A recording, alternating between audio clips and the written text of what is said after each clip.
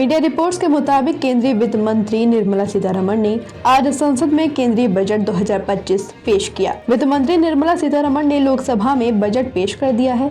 सीतारमण लगातार 8वीं बार सदन में बजट पेश कर रही हैं। इससे पहले वह 6 पूर्वकालिक और 2 अंतरिम बजट पेश कर चुकी हैं, जिस पर उन्होंने कहा कि हम आर्थिक विकास की ओर देख रहे हैं। ये देश की आकांक्षाओं का बजट है। कहा कि हम दुनिया की सबसे तेजी से बढ़ने वाली अर्थव्यवस्था है। उन्होंने आगे कहा कि ये बजट देश की आकांक्षाओं का बजट है। बता दें कि मोदी सरकार 3.0 का पहला पूर्ण बजट है। वित्त मंत्री निर्मला सीतारमण ने डेयरी और फिशरी फार्मर्स के लोन की सीमा बढ़ाने का ऐलान किया है। MSME सेक्टर का क्रेडिट कवर बढ़ाने का ऐलान किया है। 36 जीवन रक्षक दवाओं पर पूरी तरह से सीमा कर खत्म कर दिया जाएगा। सभी सरकारी अस्पतालों में कैंसर डे केयर सेंटर बनाए जाएंगे।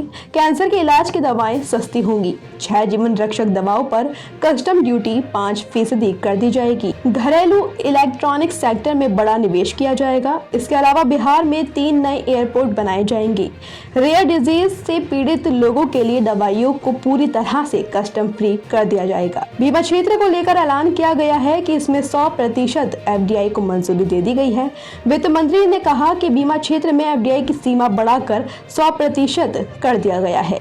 50 पर्यटन स्थलों को विकसित किया जाएगा। इसके अलावा पांडुलिपियों का डिजिटलीकरण किया जाएगा ताकि लोगों को आसानी से उपलब्ध हो सके। इनकम टैक्स पर नया कानून बनेगा। इसके लिए अगले सप्ताह एक अलग से इनकम टैक्स बिल आएगा। पब्लिक सेक्टर के बैंकों को ग्रामीण भारत से जोड़ा जाएगा। उड़ान योजना से करीब 1.5 करोड़ लोगों को फायदा मिलेगा। रीजनल कनेक्टिविटी बढ़ाई जाएगी। वित्त मंत्री ने ऐलान किया है कि परमाणु ऊर्जा कार्यक्रम में 20,000 करोड़ का निवेश किया जाएगा। इसके अलावा खनन क्षेत्र में सुधार किया जाएगा। छोटे छोटे मिनरल्स को भी बढ़ावा दिया जाएगा। भारत को दुनिया भर में खिलौनों का हब बनाया जाएगा। इसके अलावा फूड मैन्युफैक्चरिंग मिशन चलाया जाएगा। हम क्लीन टेक्नोलॉजी मैन्युफैक्चरिंग करेंगे। हम बैटरी और सोलर पैनल्स को बनाने का प्रयास करेंगे। वही तीसरा इंजन है इन्वेस्टमेंट। हम लोगों में अर्थव्यवस्था में निवेश करेंगे। बिहार में राष्ट्रीय प्रौद्योगिकी उद्यमशीलता और प्रबंधन संस्थान स्थापित किया जाएगा। इससे पूर्वी क्षेत्र में खाद्य संस्करण कार्यकलापों को बढ़ावा मिलेगा।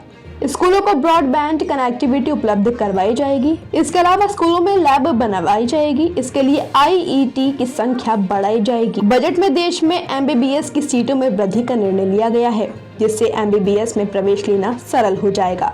बजट में ये बताया गया है कि अगले 5 सालों में मेडिकल कॉलेजों में 10,000 नए MBBS सीटें जोड़ी जाएंगी। किसान क्रेडिट कार्ड में लोन की सीमा बढ़ा दी। अब 5 लाख तक का लोन मिल सकता है। सरकार के 10,000 करोड़ रुपए के योगदान से स्टार्टअप्स के लिए फंड की व्यवस्था की जाएगी, जिसमें सरकार पहली बार 5 लाख महिलाओं, SC और ST उद्यमों के लिए 2 करोड़ रुपए का ऋण देगी। सरकार विशेष आर्थिक क्षेत्रों और उच्च समुद्रों में मछली पालन क्षेत्र की पैदावार को बनाए रखने के लिए एक सक्षम ढांचा लाएगी।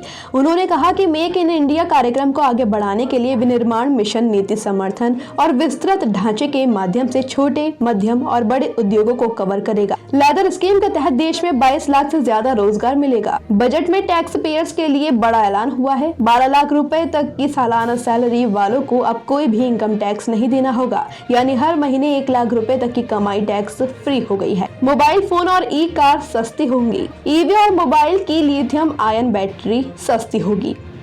LED LCD टीवी सस्ती होंगी। कस्टम ड्यूटी घटाकर 2.5% की गई। हर घर नल से जल पहुंचाने जल जीवन मिशन कार्यक्रम 2028 तक बढ़ेगा।